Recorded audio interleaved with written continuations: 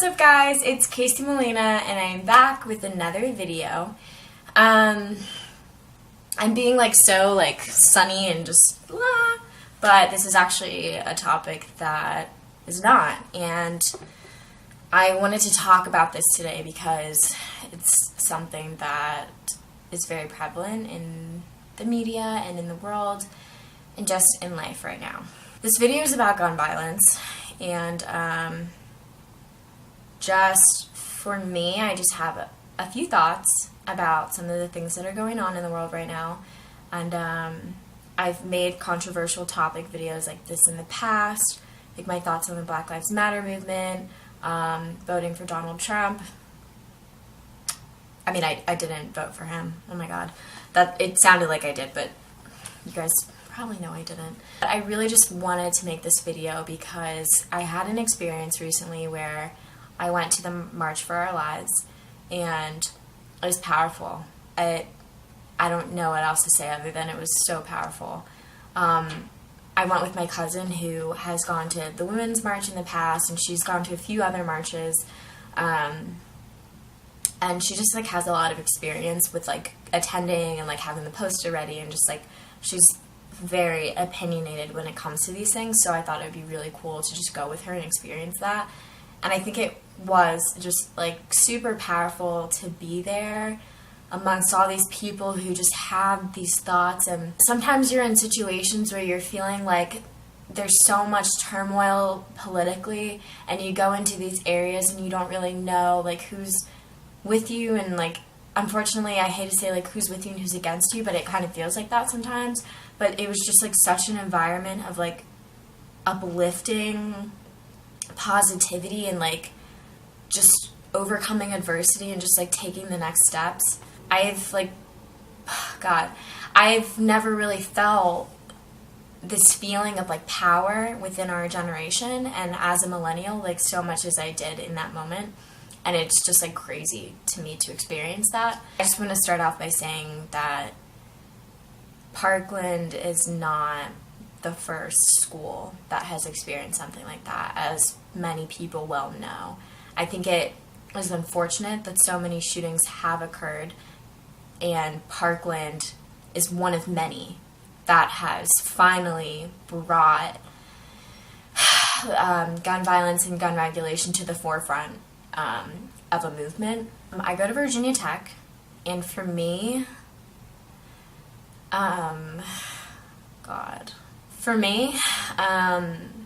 there's a lot that comes with that. We experienced a shooting over 10 years ago. This will be the 11th anniversary of April 16th, when 32 students were shot and killed with an assault weapon. And that's not something that goes away, and it's not something that ever becomes less of an issue on campus. I remember when I got into Virginia Tech, and one of the first things that one of my family members said to me was, that's the school that got shot up, right? And this was 3 years ago, and it was before, I don't even want to say record, but it was before we'd been surpassed by the Orlando shooting as one of the deadliest shootings in history. And it's sad that it has taken this much time for us to say something, because it keeps happening. And I have to say, I'm 11 years detached from April 16th, but it's something that is so prevalent on this campus. Every year that I've been at this school around that time, I always will sit with my friends and we'll just talk. And we'll just talk about how something like that happens and how somebody gets ready to do something like that. It's scary. I am sometimes worried about walking around campus, and I can't tell you how many times since I've been a freshman at the school that I've looked around and I've been if a shooting were to start right now, where would I hide? What would I do? Where would I go? And it's very real. It's real for students to experience something like this.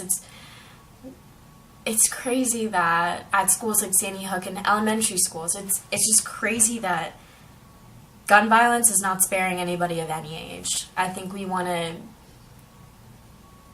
talk about this as a problem for the grown-ups, as legislation to handle, and ultimately it gets handled at the political level, but the fact that it's affecting everybody regardless of age is something very powerful to be said.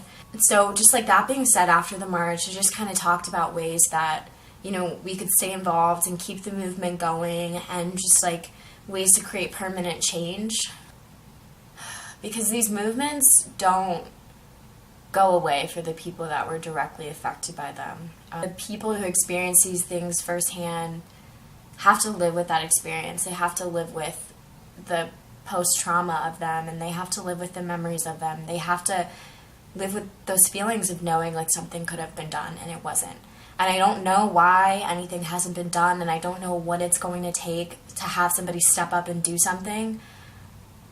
But as a citizen and as a voter, we can go and we can vote, and we can talk to our congressmen, and we can speak out, and we can keep the movement going. And I guess that's just what I encourage you to do by making this video. God, it's exasperating to think about how many people have been affected by this issue, and it angers me that reform hasn't been made.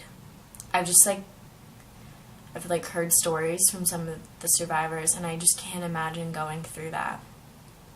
A few months ago, an arrest was made on Virginia Tech's campus in the dorm right next to me, and it was because a student had bought an expired cop car and replaced the bumper, and had an automatic weapon. I mean, if you put two and two together, it's like, what were you trying to do with all of that? And it's just scary to think about. I feel like many students at Virginia Tech carry that fear with them. Like, it's important to just make sure the movement stays strong, making sure that you're doing the best you can as a citizen of this country that is struggling with this epidemic, to go out and say something and make sure that your voice is heard. Go out and vote. Go out and talk to your congressman. Do everything that you can. Yeah, that's all I have to say. Thank you guys so much for watching. I know this video was a deeper topic than I normally cover. It's just something that kind of hits close to home for me. And okay, I'll see you guys in my next video. This is Casey Molina, over and out.